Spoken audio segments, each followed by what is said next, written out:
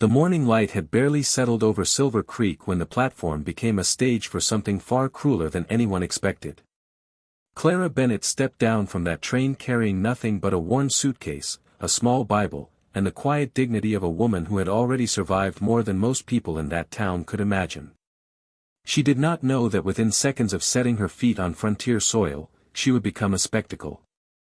Walter Grayson's voice cut through the murmur of the crowd like a blade dragged across stone, loud enough to make certain every soul on that platform turned to watch. "Another city woman," he called out, the words dripping with a mockery dressed up as humor. He looked her over the way a rancher inspects cattle he has already decided are not worth buying, and his men laughed on cue, because that was what men like Grayson's men did. They laughed when he laughed and fell silent when he stopped, and there was a whole world of meaning buried in that pattern, if anyone cared to notice it. Clara did not flinch. She finished stepping off the stairs. She set her suitcase down with a deliberate calm that unsettled the very men trying to unsettle her.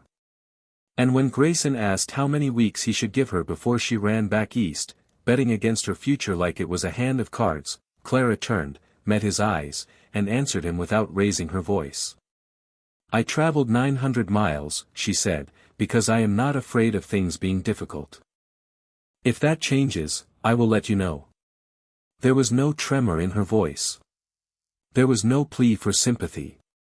She simply picked up her suitcase and walked away from him as though he had already stopped existing. But something in her eyes, something Ethan alone seemed to notice, told a different story. She had been crying before that train pulled in. Whatever grief had carved those red rims around her eyes, whatever private sorrow she had folded away before stepping onto frontier soil, it was still there beneath the composure, waiting for a moment when no one was watching. And as Grayson's laughter faded behind them, as the whispers of Silver Creek followed her like dust kicked up by wagon wheels, one question settled over the platform like a held breath. What had truly driven a woman like Clara Bennett to cross 900 miles of open country, alone, toward a man she had never met, and a town that had already decided to despise her before she ever said a single word? What no one on that platform knew, not the Hargrove women straightening their bonnets, not old Tom Winfield pretending to doze beneath his hat, not even Clara herself, was that Ethan Caldwell had already made up his mind about how this day was going to end. He had rehearsed it on the ride into town, turning the words over like stones in his palm until they felt smooth enough not to cut anyone on the way out. He would be decent. He would be kind.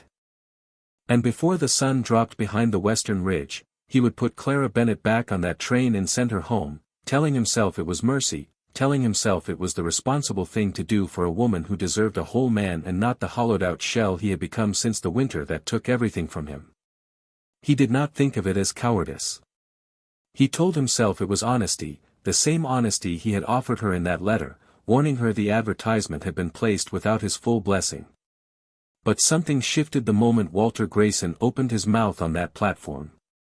Ethan watched Clara absorb every cruel word without breaking, watched her answer with a steadiness that most grown men in that town could not have managed, and something in his chest, something that had been closed up tight for 4 long years, cracked open just slightly. He stepped forward before he even realized he had moved. And when Clara turned to face him and said his name, not as a question but as a quiet recognition, as though she had already understood exactly what kind of man might have written her that letter, Ethan felt the careful speech he had prepared begin to slip through his fingers like water through a cracked jar. The ride to the ranch stretched over 2 hours, and for the first hour, neither of them spoke a single word. But it was not the silence of 2 strangers trapped together in discomfort. It was something else entirely, something Ethan had not felt in longer than he wanted to admit, a silence that did not need filling. Clara studied the land the way a person studies something they intend to belong to. She noticed the pale, dry grass near the creek bed before he ever pointed it out, and when he explained it flooded every spring and burned the roots, she simply nodded, filing the knowledge away like a woman already planning for a future she had not yet been promised. And that was when the doubt crept back into him, sharper this time, because the plan he had built so carefully in his mind was beginning to feel less like mercy, and more like something he might come to regret for the rest of his life. It was Clara, not Ethan, who finally broke the careful truce of silence stretched between them on that wagon seat.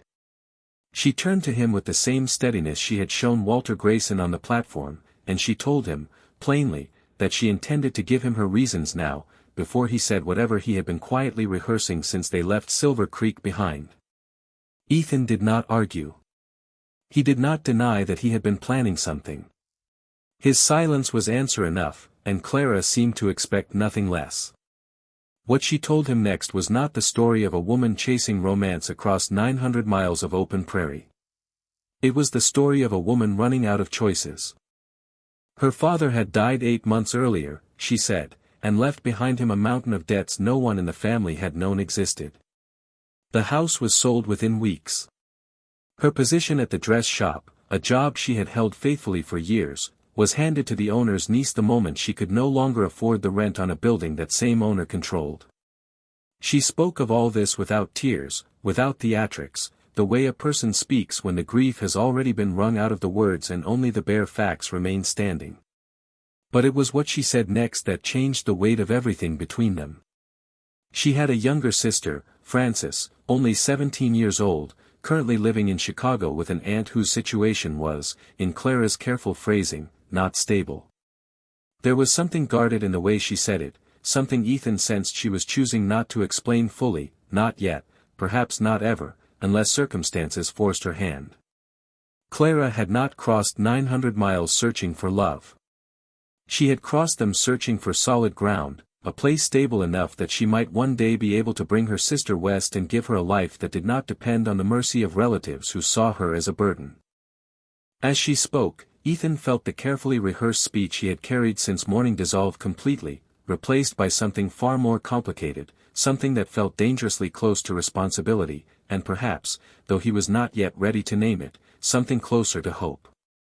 He looked at her sitting straight back beside him on that wagon seat, watching the golden light stretch long and low across the grass, and he understood, with a clarity that unsettled him, that sending this woman back to Chicago on the evening train was no longer the simple, merciful plan it had seemed only hours before.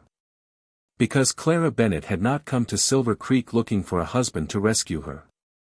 She had come looking for a chance to build something with her own 2 hands, and whether Ethan Caldwell was ready to admit it or not, some quiet, long-buried part of him wanted to be standing beside her when she built it. But whether he would find the courage to say so, and whether Silver Creek, with men like Walter Grayson watching from the shadows of the saloon, would allow a woman like Clara Bennett the fair chance she had traveled so far to earn, was a question that still, dangerously, remained unanswered. If this story moved you, subscribe and hit the bell so you never miss what happens next. Tell me in the comments, would you have had Clara's courage?